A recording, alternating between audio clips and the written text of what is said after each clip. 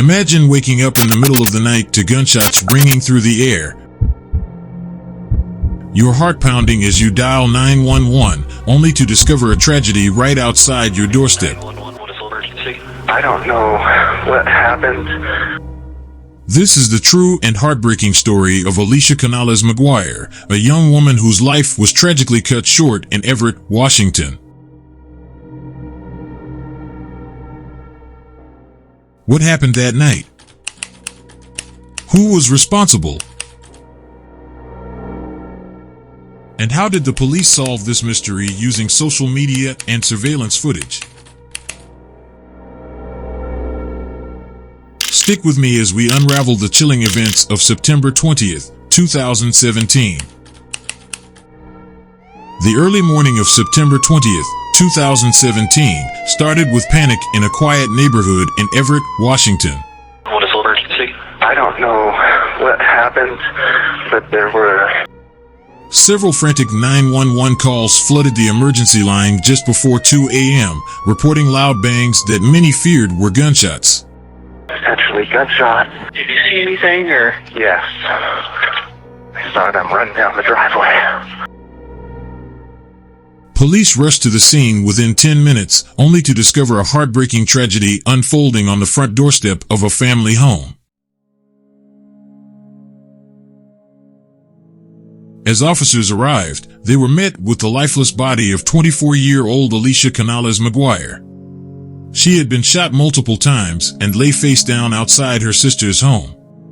The neighborhood was shaken, and Alicia's family was devastated, left grappling with an unimaginable loss. But what unfolded after that led to an unexpected and terrifying revelation.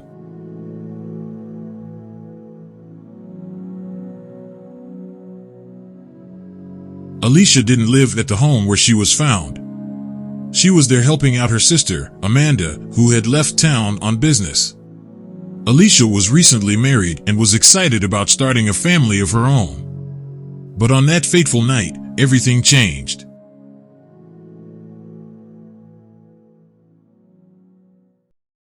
Police immediately began piecing together the night's events. The first step was to ensure that the perpetrator wasn't still inside the house. Amanda's 3 children were in the home with a live-in nanny, both of whom were safe but deeply shaken. The police carefully examined the house, finding no sign of forced entry or theft. Instead, they focused on the front yard, where shell casings were found scattered near the driveway. The shooter had clearly stood outside the home, firing toward the front door. As they began collecting evidence, investigators quickly realized this was not a random act. Alicia appeared to be the unintended victim of a much more sinister plot.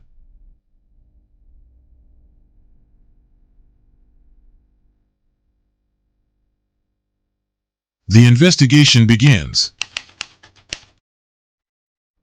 Detectives immediately began asking questions, starting with the nanny who had been inside the house at the time of the shooting. She described hearing 2 loud bangs that woke her from her sleep. When she came downstairs, she saw Alicia lying on the front step, covered in blood and not moving. 911, what is location of your emergency? Everett, Washington. I heard 2 pops and it woke me up. She didn't see the shooter, but she gave police their first critical lead, a possible motive for the crime. She mentioned that Amanda, Alicia's sister, had been dealing with problems related to her ex-husband, Kevin Lewis. This lead piqued the interest of investigators.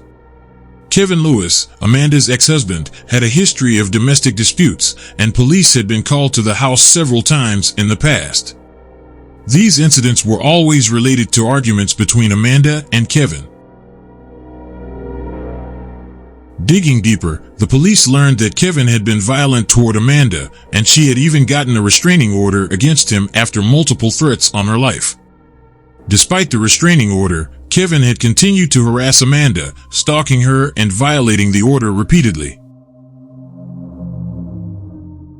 Kevin Lewis seemed like the most likely suspect, but the investigators needed more than suspicions, they needed hard evidence.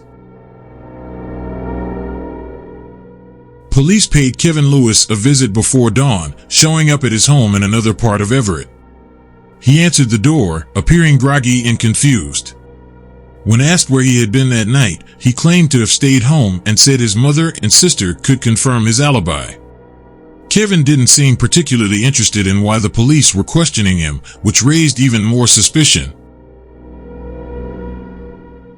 When they told him about the shooting at his ex-wife's house, where his children lived, Kevin showed no emotion. Even more strangely, he didn't ask whether his children were okay. Instead, he seemed more surprised that Amanda had been out of town. This strange lack of concern added to the investigators' suspicions.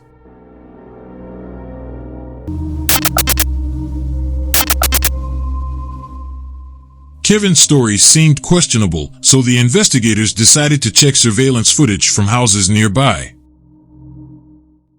2 homes in Kevin's neighborhood had cameras that captured footage of his street that night. Reviewing the recordings, detectives spotted a car pulling into Kevin's driveway about 40 minutes before the shooting. They couldn't clearly identify the driver, but it appeared to be a man who resembled Kevin. A short time later, the car drove away, and about an hour later, it returned to Kevin's home. A distinct feature caught the detectives' attention: the front right rim of the car was darker than the others. This unique detail would prove crucial later. Still, they couldn't conclusively say the man was Kevin or that the car was involved in the crime. They needed more evidence.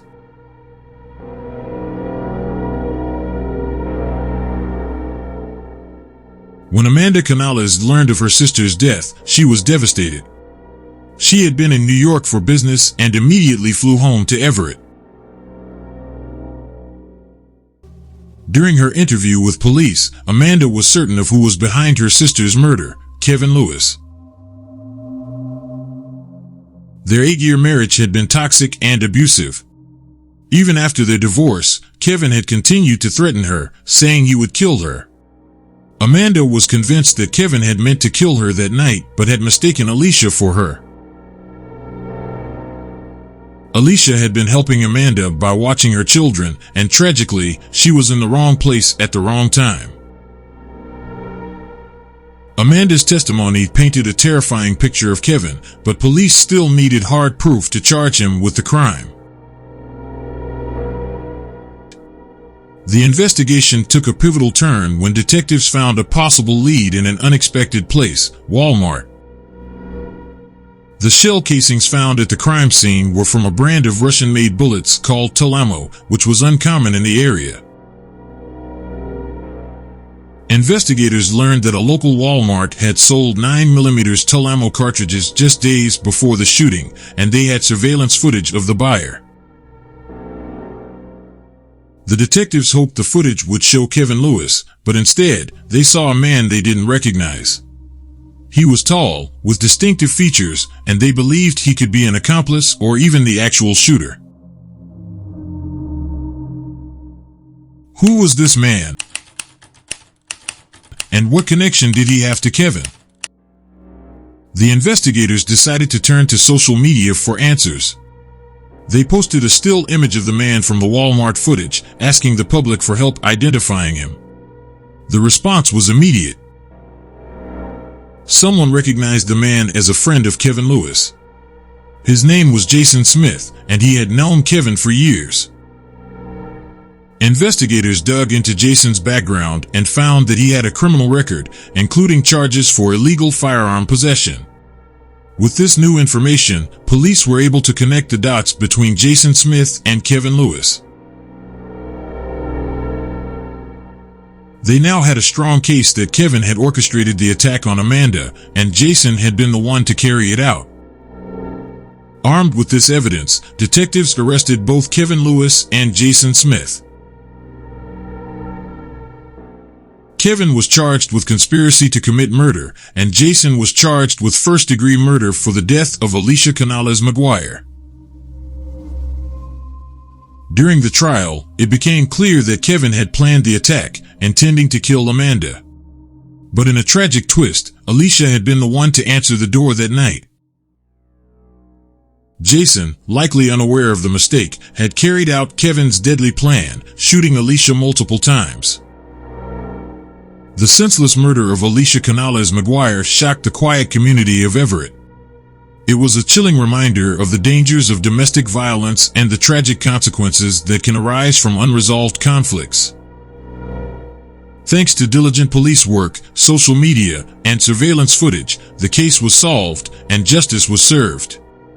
Alicia's family continues to mourn her loss, but they can take some solace in knowing that her killer is behind bars. If this story has impacted you or reminded you of someone you know who may be in a dangerous situation, reach out for help. Domestic violence is a serious issue, and there are resources available to support those in need. Stay safe and always speak up. If you found this video informative and want to see more true crime stories that delve deep into the investigations, be sure to subscribe, hit the like button, and turn on notifications. We'll be covering more cases just like this one, where justice prevails, no matter how long it takes. Thanks for watching, and remember to stay safe out there.